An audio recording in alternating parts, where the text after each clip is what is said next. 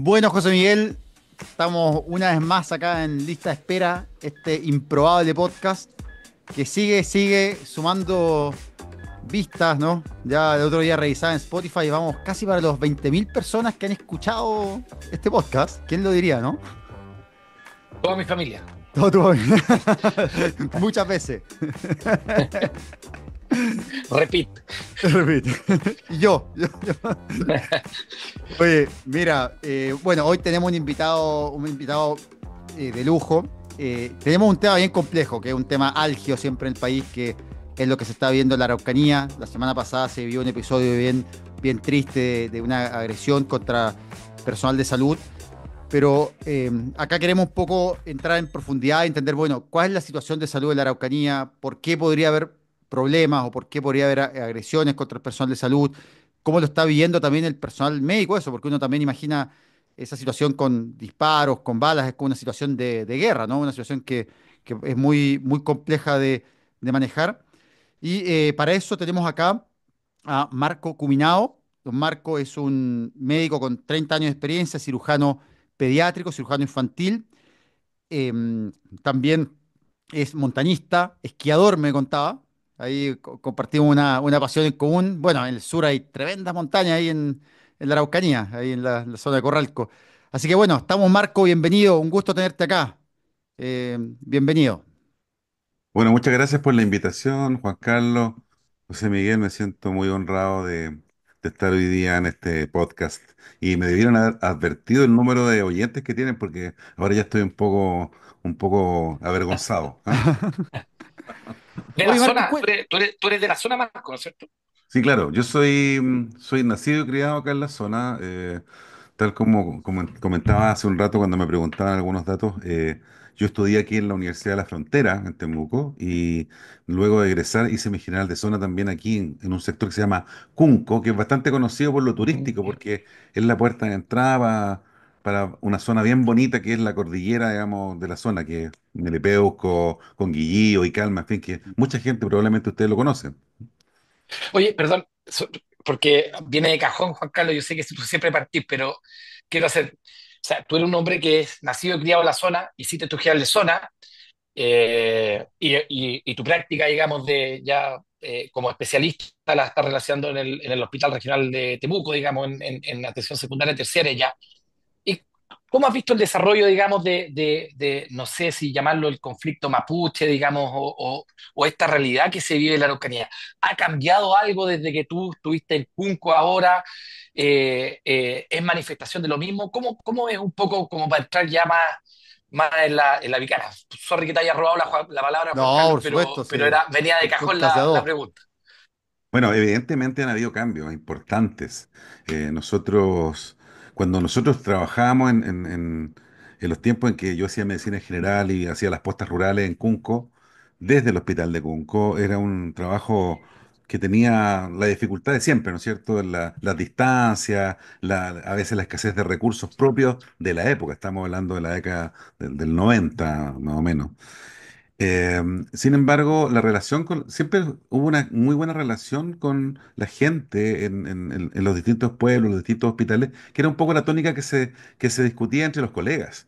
Y con el tiempo esto fue cambiando. Yo diría que yo no viví esa época, del conflicto, salvo, ¿no es cierto?, los conflictos que pueden existir entre comunidades específicas y sus hospitales por algunas situaciones que siempre en la historia han ocurrido. Pero yo no viví esta cosa del conflicto por las tierras o el conflicto mapuche, y lo empecé a vivir después, cuando ya estaba en la época de vuelta como especialista aquí en la región, donde empecé a escuchar los comentarios de los colegas. Yo creo que lo central, como para entrar así como inmediatamente en materia, es que yo les voy a contar una impresión de un colega que yo creo que grafica exactamente la situación.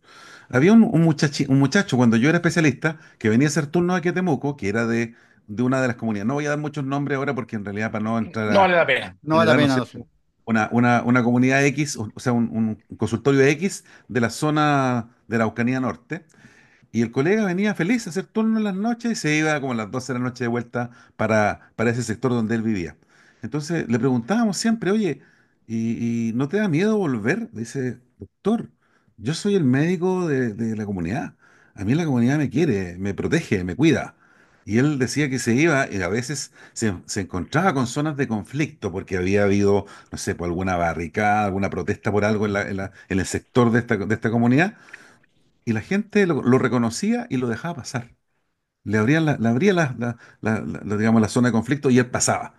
Entonces, esa era su visión. Después, con el tiempo, cuando ya él cambió, digamos, se cambió de lugar a trabajar, nos volvimos a encontrar y me dijo, doctor, esto ha tenido un cambio radical. Y el cambio central es que a él ya no lo reconocían como una autoridad de salud, como el amigo, como el doctor buena onda o como el doctor que se preocupaba y que era útil para la comunidad. Y me decía, yo tengo la sensación de que la gente que está involucrada en estos conflictos ahora, o parte de ella, yo creo que ese probablemente es el tema central, un grupo de gente, porque probablemente la otra gente siempre ha estado ahí, la gente que vive en los sectores siempre ha estado presente y siempre va a tener esa relación probablemente buena con los equipos de salud, pero llegó un grupo de gente externa que no sabemos bien de qué se trata. Y ellos, los chicos son los que cuentan, y esta gente como que no reconoce, ¿no es cierto?, estas relaciones históricas de buena fe que han tenido con los profesionales de la salud. Y entonces es aquí donde ya el colega que llega y se encuentra con un conflicto se tiene que retirar, porque le puede pasar algo, le pueden romper el auto o lisa y llanamente puede sufrir un ataque. Entonces, este mismo colega que tan alegremente me contaba en un periodo que él iba y le daba lo mismo porque la comunidad lo iba a proteger, hoy día me dice, ¿sabes qué? No, ya no es así. Ahora tengo miedo porque en realidad no sé con quién me voy a encontrar y mucha de esta gente no me conoce. Y mucha de esta gente yo tampoco la conozco. Entonces, con esto un poco les grafico lo que es la experiencia y cómo esto ha ido cambiando en el tiempo y probablemente muchos de los colegas con los cuales hemos conversado, ¿no es cierto? Les recuerdo que entre paréntesis soy miembro del Colegio Médico local acá en la Araucanía, entonces me toca frecuentemente estar conversando con colegas que han sufrido ataques. O sea, hemos tenido bastante, más de los que nosotros podríamos aceptar, ¿no es cierto? O sea, nadie los puede aceptar en realidad, pero estos colegas cuando conversamos con ellos, todos nos dicen lo mismo, que es gente que ellos no conocen y que está desvinculada a la actividad normal de las comunidades como era antes. Entonces, esa gente no Marco, ¿y por tiene. qué? La pregunta es, ¿cómo está afectando esto a la salud de las personas? Porque yo lo que he sabido, por ejemplo, que cuesta conseguir médicos, que también ha habido problemas de, por ejemplo, de que ahora las destinaciones las tienen que ofrecer, digamos, las devoluciones, como ofrecer devoluciones más cortas, ¿no? Porque se considera una zona más riesgosa, ciertas comunidades, entonces, como para incentivar a que los médicos, por ejemplo, que van por destinación, por general de zona, puedan ir ahí. ¿Es así la situación? O sea, hay una situación en que la violencia también está generando una falta de atención médica. Por suerte, hasta ahora no ha habido déficit de la atención médica. O sea, hasta este momento, con todas las cosas que han ocurrido, la atención médica ha sido cubierta.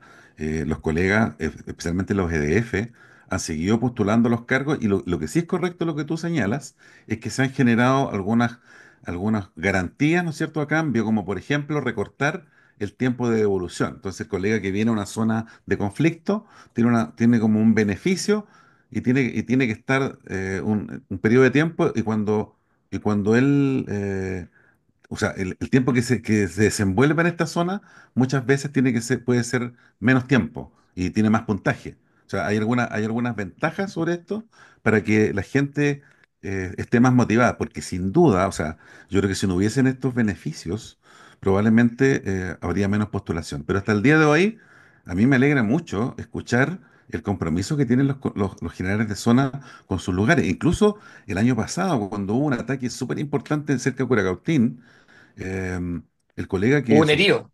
hubo un Ahí herido, igual que estuvo herido el colega. igual que en el último ataque que hubo hace una semana atrás, Sí, un nutricionista fue herido, en esa oportunidad fue herido un colega, un médico, sí. EDF, y el médico salió de su licencia y volvió a trabajar. ¿Te fijas?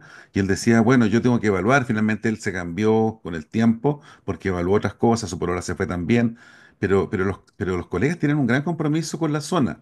Lo he escuchado varias veces de colegas que han estado metidos en situaciones conflictivas y prefieren quedarse a pesar de todo, pero sí exigen que las autoridades tomen medidas de protección. Y les voy a decir, en esta oportunidad, después del último ataque, hay un ánimo súper importante entre la gente joven acá, de la Araucanía Norte, en algunas zonas de alto conflicto, están evaluando seriamente solicitar no hacer más rondas rurales producto de que corren demasiado riesgo y que ya se han sumado demasiados ataques con robo, ¿no es cierto?, de vehículos en algunos casos y con heridas de bala para algunos profesionales. Bueno, Quiero decir algo, perdón, quiero decir algo antes de cerrar, para cerrar la idea que no quede la sensación, ¿no es cierto?, que este cambio es una cuestión masiva porque la gente de las comunidades, la gente que ha vivido toda su vida ahí con buena tradición, es súper respetuosa y es súper amable y, digamos, no hay un conflicto en donde esté involucrada toda la gente.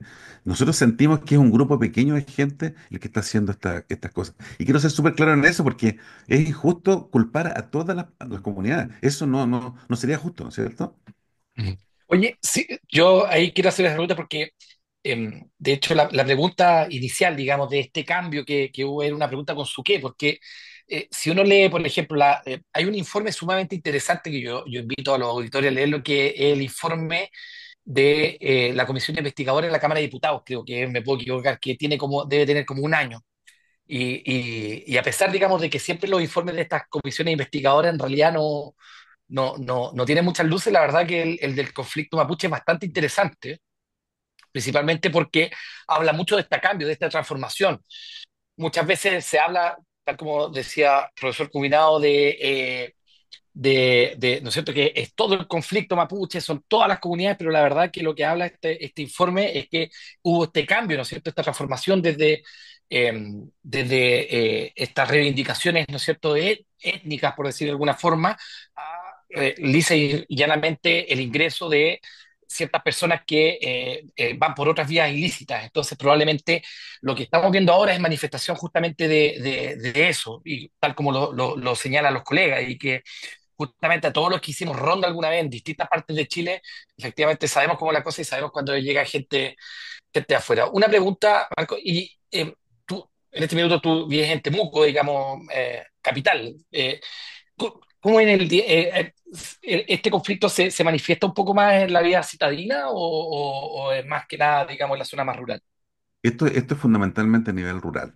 Es decir, hoy día quienes están más en riesgo son los colegas que trabajan haciendo postas rurales en zonas muy definidas, muy acotadas. O sea, no es una cuestión porque algunos, algunos colegas de repente nos hablan de Santiago y nos dicen, oye, está toda la Araucanía, todos, ¿cómo salen a la calle? O sea, nosotros tenemos un perfil de ciudad que es bastante parecido a Santiago y tiene, ¿no es cierto?, poblaciones y zonas que son más peligrosas que otras, en fin, pero aquí no hay, el conflicto mapuche como tal no está representado aquí en la ciudad, tampoco en las grandes ciudades del resto de la región.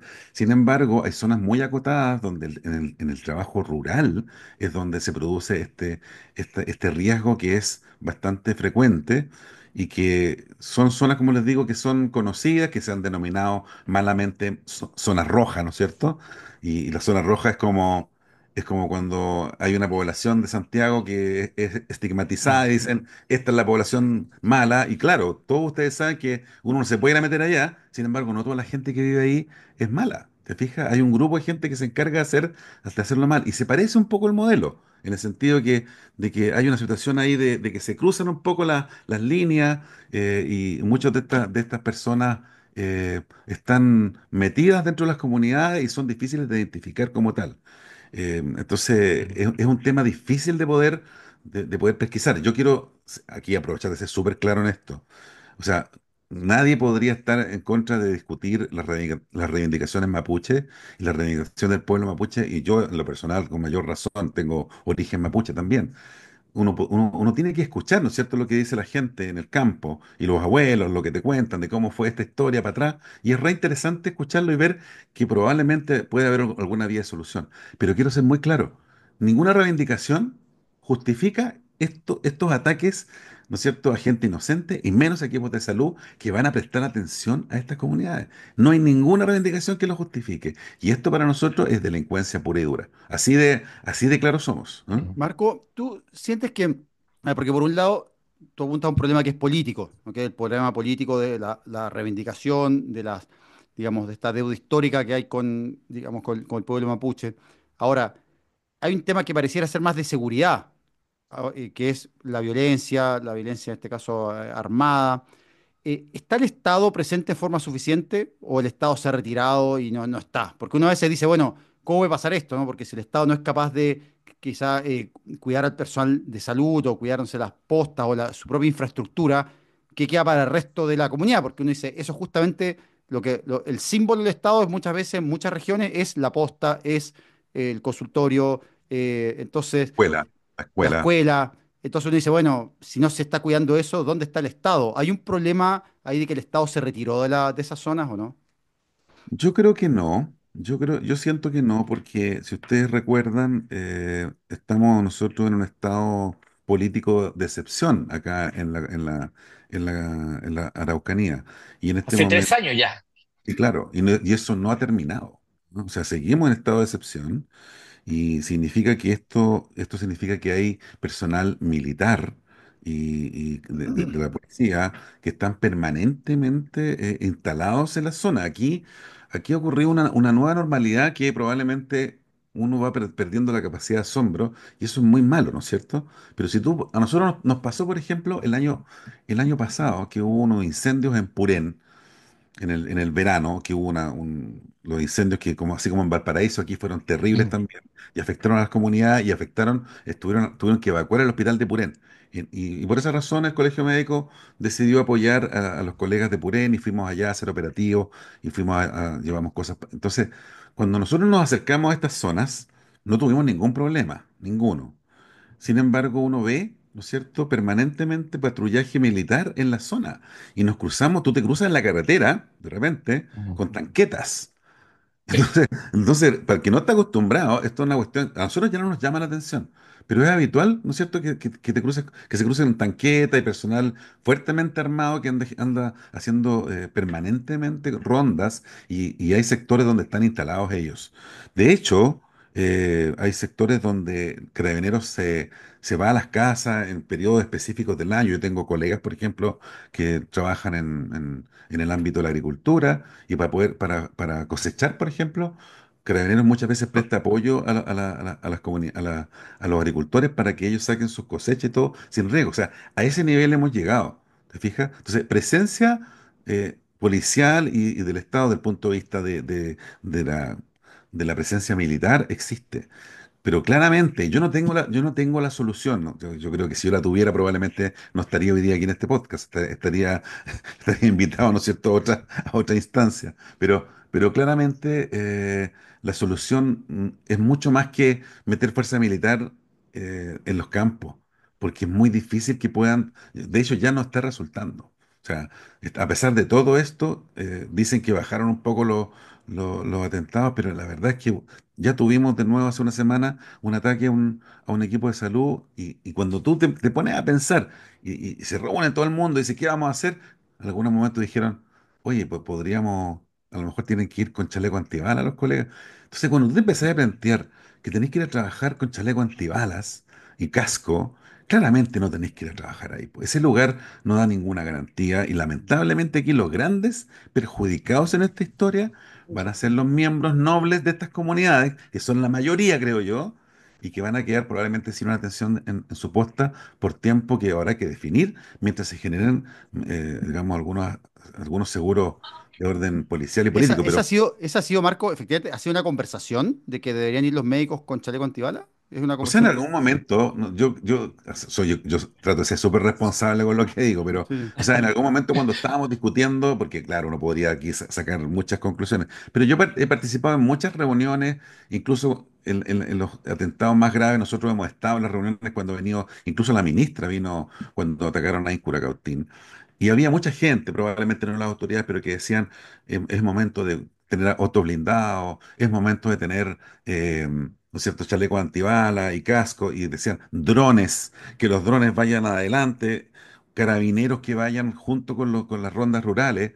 Entonces, los mismos funcionarios decían, si vamos con carabineros, eso puede ser aún una provocación mayor. Ah, Y los carabineros no están de acuerdo porque ellos creen que si ellos van para allá van a provocar una reacción que no es la esperable. Mm. Entonces, en algún momento sí se discutió y lo que sí pasó es que compraron vehículos blindados en Araucanía Norte y, y Para el el personal año de salud. pasado para el personal de salud para hacer las rondas, después de que valieron al chico Curacautín, que andaba en una camioneta nueva que era de muy buen nivel y la intención del grupo era robarles la camioneta. eh, Hubo en Ercilla, antes de este atentado de la semana pasada, han habido varios ataques, algunos no tan, ¿no es cierto?, que no han sido informados con no tanta tan cobertura. mediáticos, Claro, no son no, tan no medidos, tan mediáticos. pero resulta que en una de esas se robaron el vehículo blindado.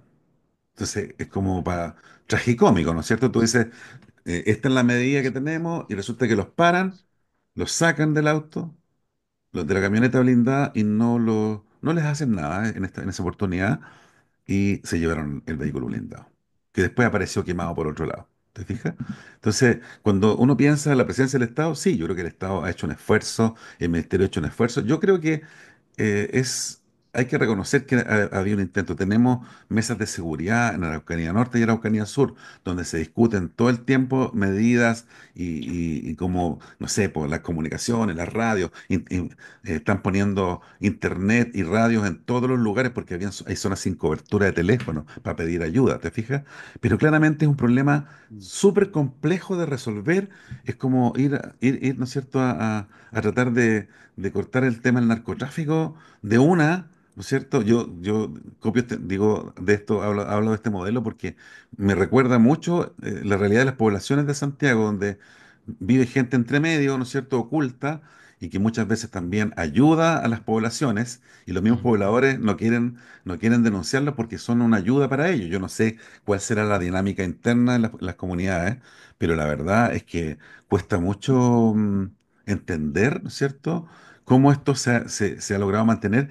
Y ustedes no sé si se recuerdan, pero hubo un operativo masivo donde vinieron más de 500, 800 creo que eran, pero 500 por lo menos, PDI, o sea, un ejército, y no lograron nada, no atraparon a nadie, y más encima uno de los PDI falleció.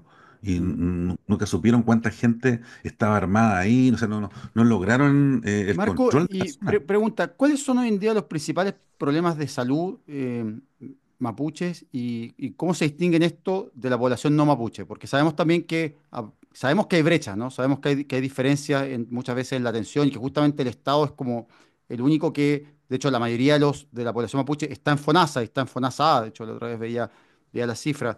¿Cómo, O cuáles sea, son yo creo que, las principales necesidades de salud que ven ustedes? yo creo que los problemas de salud, recuerda que nuestra población, la población chilena, tiene un perfil epidemiológico que es bastante, por lo menos en esta parte del sur de Chile, es bastante homogéneo, ¿no es cierto? O sea, aquí no hay presencia de colonos, extranjeros, ni como más al sur, como en Puerto Varas, qué sé yo.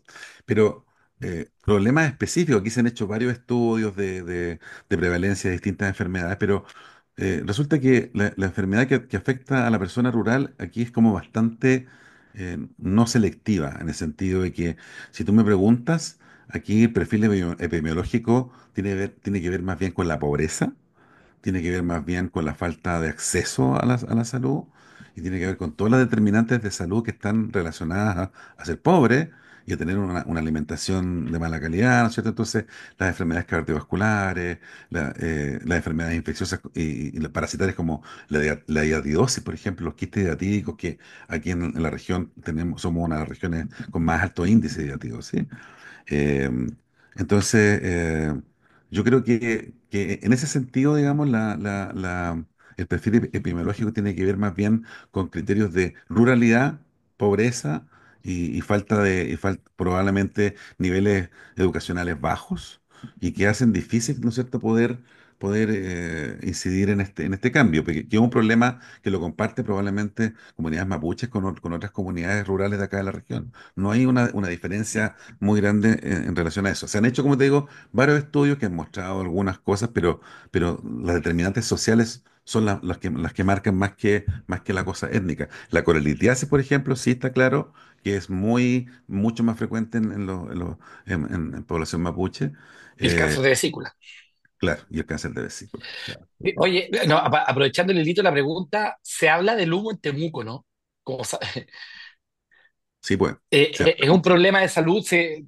Juan se habla Carlos, un ferviente, digamos, por redes sociales, ¿no es cierto?, habla sobre sí, ese pues, se habla determinante que es la muchísimo. contaminación, ¿no es cierto? Nosotros siempre hemos tenido claro que Temuco, y toda la gente lo sabe aquí, que Temuco es una de las ciudades más contaminadas de Chile y decían en algún momento con indicadores que son destacables a nivel mundial. Tenemos acá nosotros una colega que se dedica fuertemente al tema medioambiental también, que es parte del Colegio Médico, donde tenemos un departamento de medio ambiente que es muy potente y que trabaja con otras unidades de la región.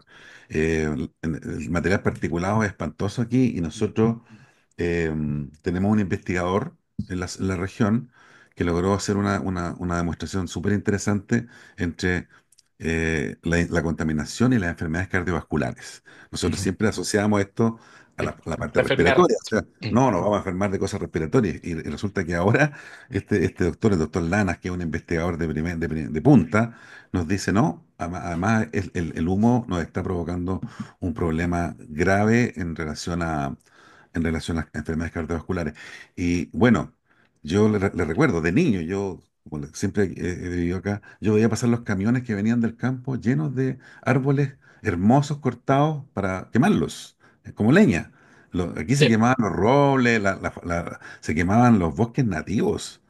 Y ahora recién, estos últimos años, yo voy a la casa de mi madre que vive aquí en Temuco y que usa leña, eh, están vendiendo leña de otro tipo, ¿cierto? Eucaliptus, pino, en fin, leña de muy mala calidad como tal.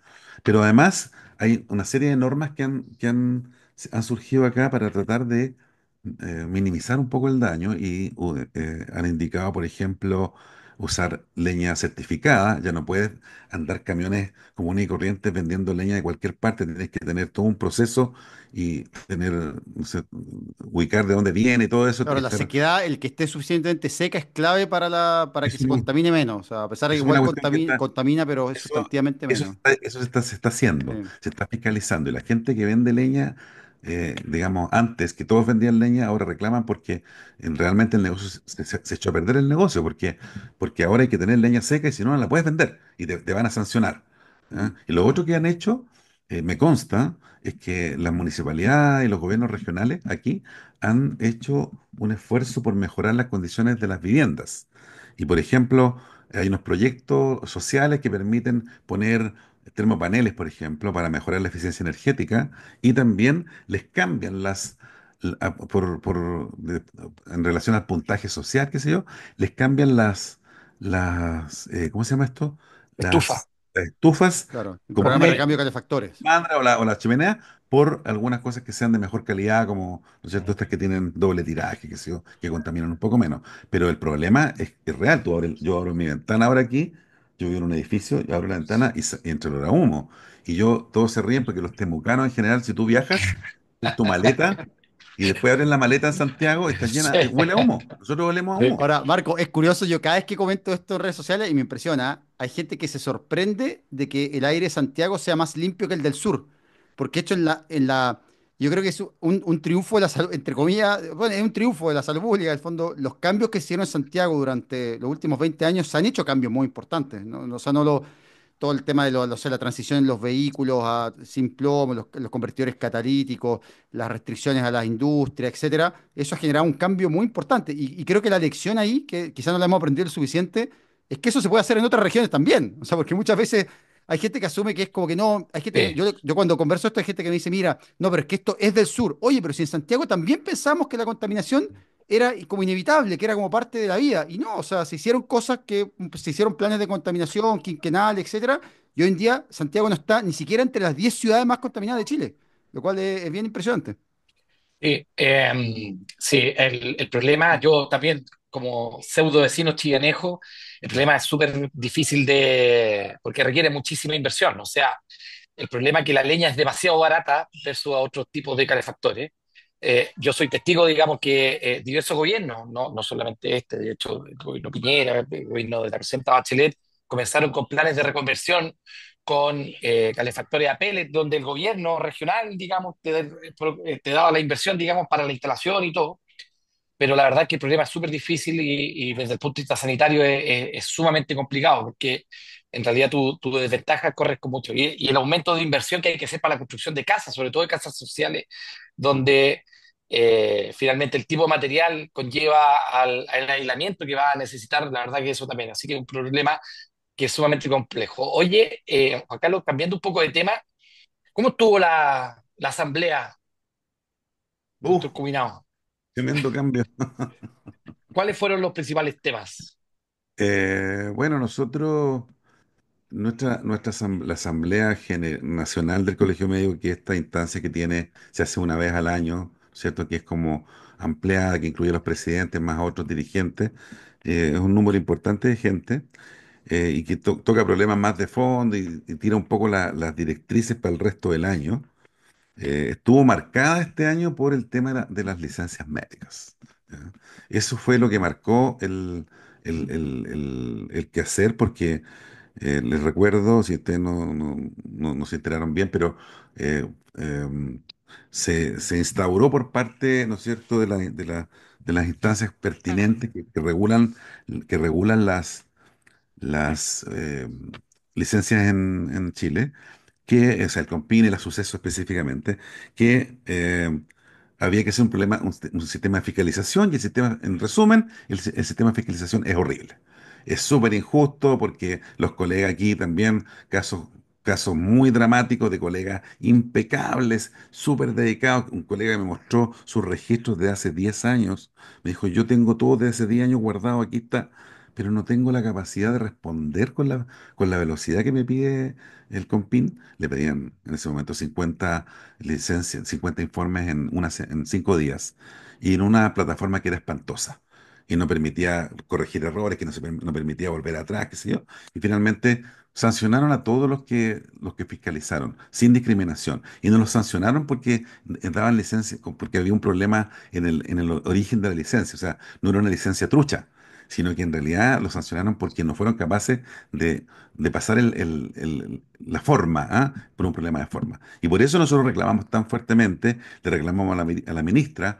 Tradicionalmente la ministra va a la Asamblea Nacional, o los ministros, en todos los años que se han invitado, algunos se han excusado, pero en general tratan de ir, se nota el interés.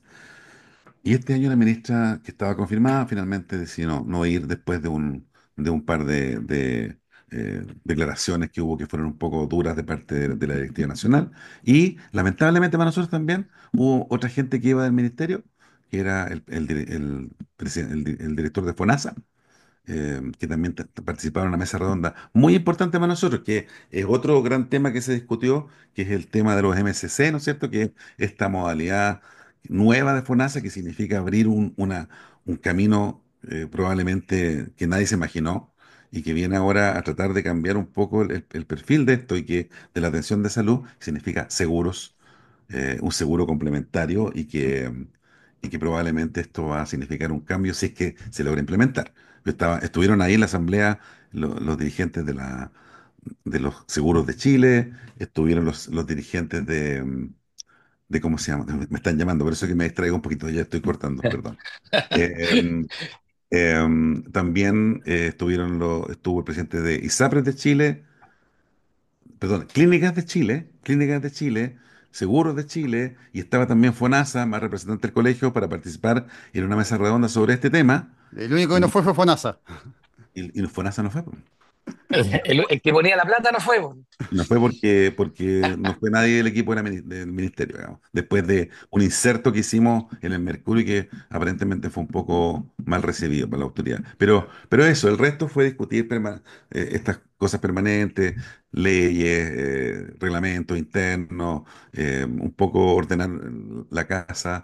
Pero estos dos temas yo creo que fueron los más relevantes Oye, en la Marco, discusión. Oye, sí, adelante, José Miguel, sí, disculpa. no, te decía que, ¿y qué decía lo seguro? Porque parece que, bueno, Juan Carlos es experto, digamos, ya en este tema, con toda la discusión que tenía con nuestros invitados. ¿Y qué decía lo seguro? ¿Qué siempre la incógnita está de si los seguros se van a tirar a la piscina o no. Los seguros yo creo que se van a tirar. La sensación con la que quedamos nosotros que lo seguro, el tipo es muy hábil, ellos son muy hábiles, y en el fondo ellos también dicen, nosotros no cuestionamos nada, nosotros no vamos a poner aquí, a ponernos a criticar nada, solo queremos saber, ¿no es cierto?, que nos entreguen las cifras y poder definir un marco, un rayado de cancha claro sobre el cual lanzar el producto que se necesita. Pero ellos están interesados, sienten que les falta todavía, ¿no es cierto?, una marca, sellar un poco, cerrar un poco, acotar un poco el tema. Pero ellos están interesados. Quienes O sea, son manifestaron, potencialmente 3 millones de personas, o sea, es una sí, cifra no, ellos están muy gigante. interesados.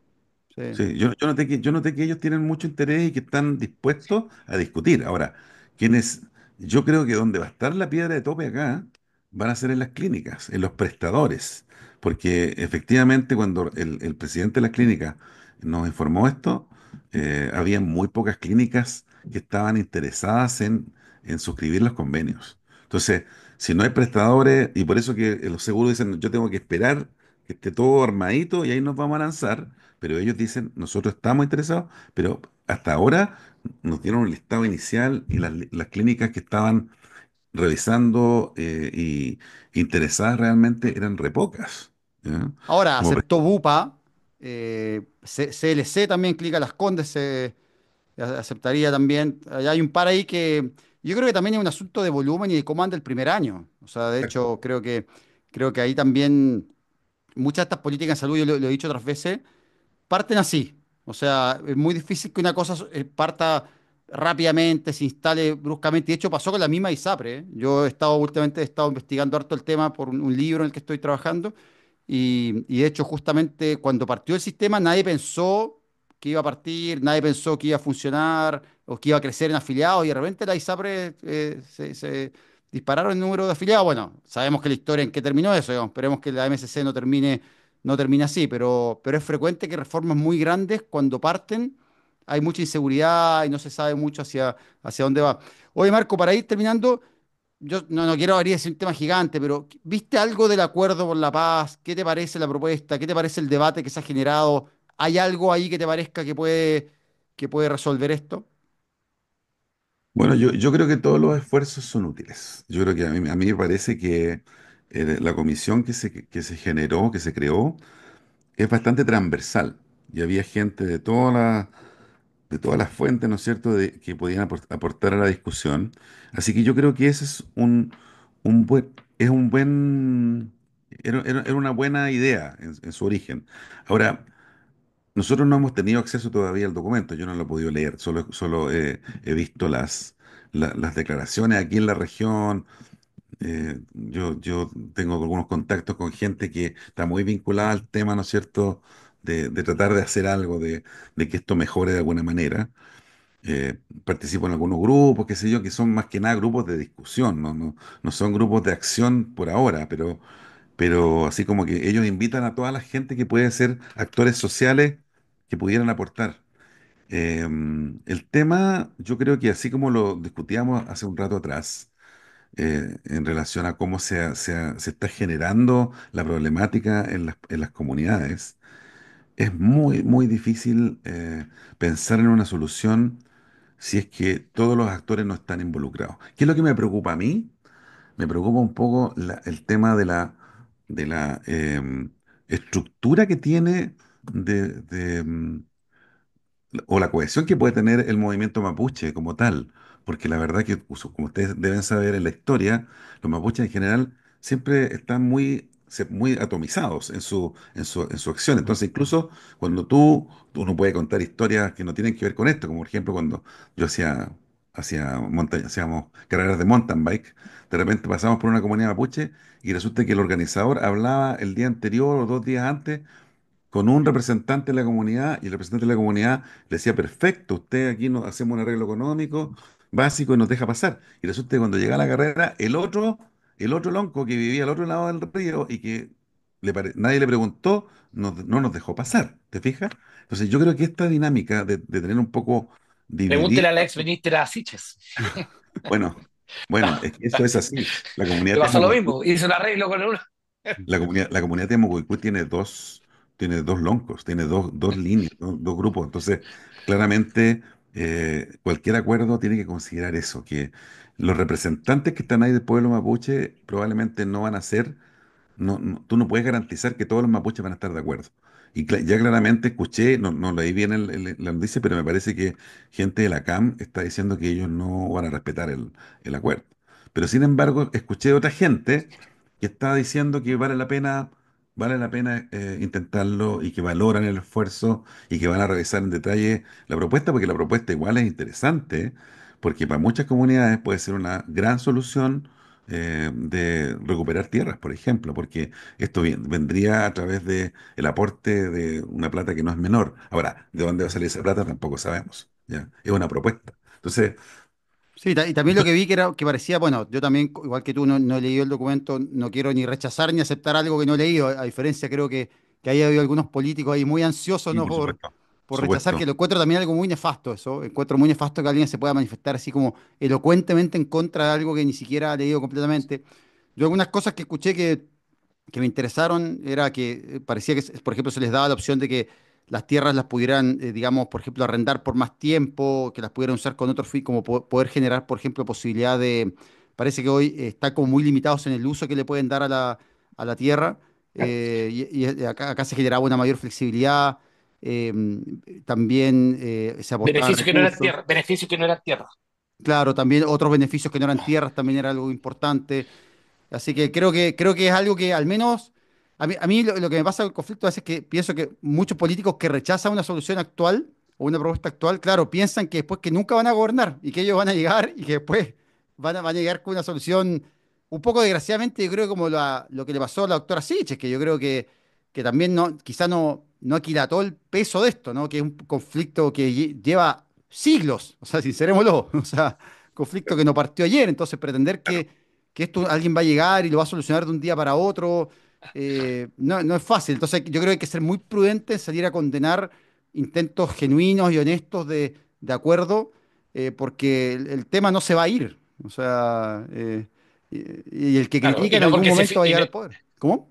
y no porque se firme el acuerdo sacar la violencia de un día para otro tampoco, No, ¿no? no, no, Eso no, no, no va a pasar. eso, No, eso no va a eso pasar. no va a pasar. No, no, eso no va a También. pasar, pero yo insisto, hay que reconocer el esfuerzo.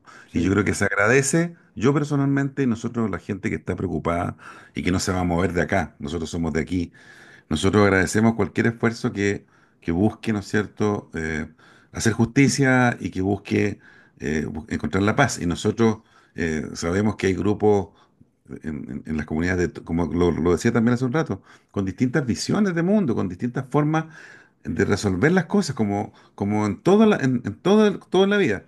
Y aquí hay grupos que son muy radicales en el planteamiento desde una visión solamente, digamos, ¿no es cierto?, étnica probablemente, o como problema del grupo mapuche, pero también, y eso quiero volver a insistir en eso, también sentimos que entre medio hay mucha gente que está haciendo delincuencia. Y que, Sí, y por que tiene supuesto. que ver con esto, ¿te fijas? Y eso ensucia todo el cuento, porque atacar, yo vuelvo a decir esto que estoy muy sentido, o sea, atacar a un grupo de trabajadores de la salud que van a prestar un servicio, me parece una cuestión inaceptable. Mm. Bajo ninguna circunstancia me parece que pueda ser tolerable eso. Ni en la guerra. Y bueno, y ojo, Ni yo en la para guerra. cerrar, yo Ni en la quería, guerra. quería ir cerrando. A mí creo que desgraciadamente esto también está pasando en Santiago en algunos aspectos. Tú lo has visto, José Miguel, o sea, el otro día hablaba digamos, salió un consultorio, pasó en Cerro Navia, ha pasado en La Pintana, ha habido, digamos, disparos que han llegado a los servicios de urgencia, gente armada que ha entrado a los consultorios. Creo que desgraciadamente esa es una nueva normalidad también en Santiago y eso es algo muy, muy preocupante que yo creo que también, evidentemente, al igual yo creo que como tú bien lo planteas en el tema de la Araucanía, toda esa violencia es multifactorial, estamos de acuerdo, y hay problemas sociales de fondo, pero también hay un tema de delincuencia pura y dura que efectivamente el Estado no puede sino hacerse cargo y decir, mira, ¿sabes qué?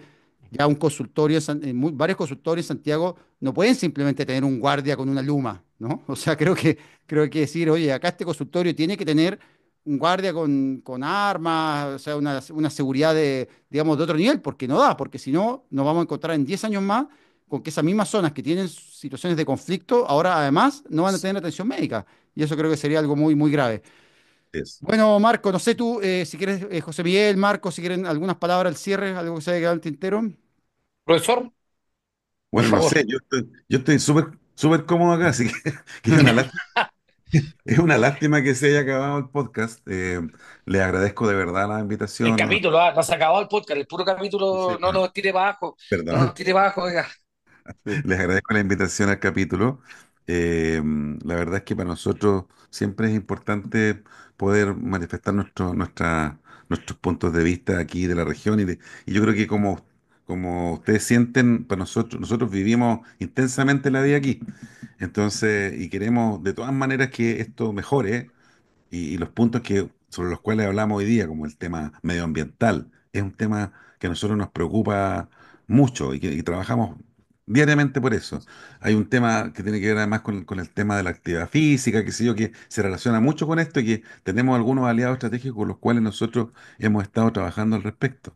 Y por el tema, digamos, de los ataques, solamente insistir en que nosotros, como gremio, como colegas, estamos muy preocupados de que la seguridad, ¿no es cierto?, esté por sobre todo a la hora de atender a la gente. Y yo lamento profundamente, de verdad, porque yo soy un tipo que está profundamente comprometido con lo que hace desde el punto de vista médico y con la gente que vive en la zona rural de la Araucanía. Y lamento profundamente que esto pueda poner en tela de juicio en algún momento la atención de algunas personas. Eso lo encuentro lamentable, pero nosotros no podemos permitir, ¿no es cierto?, que se arriesgue la vida de gente que está trabajando por el bien común y que es atacada. Yo creo que eso es como lo central y me gustaría terminar. totalmente de acuerdo, Marco. Y bueno, aprovecho de recordar que este es un podcast pobre y honrado, que a lo que más le interesa es que nos compartan, que este podcast lo escuchen otras personas. Así que bueno, Marco, todas las personas que están escuchando este podcast, háganle like, suscríbanse, compártanlo con otras personas. Y bueno, nos veremos, José Miguel, en otro capítulo, ¿no? Ya con otros temas. Muchísimas gracias, profesor Cubinao. Un gusto siempre compartir con usted. Un abrazo, Juan Carlos. Ojo que se nos viene el pic de influenza las próximas 1 o 2 semanas, así que a cuidarse, a vacunarse los que no lo han hecho todavía. Y nos vemos en un próximo capítulo, Juan Carlos. Eso, un abrazo. Chao, chao, cuídense. Bueno, también, muy bien. Chao. Chau.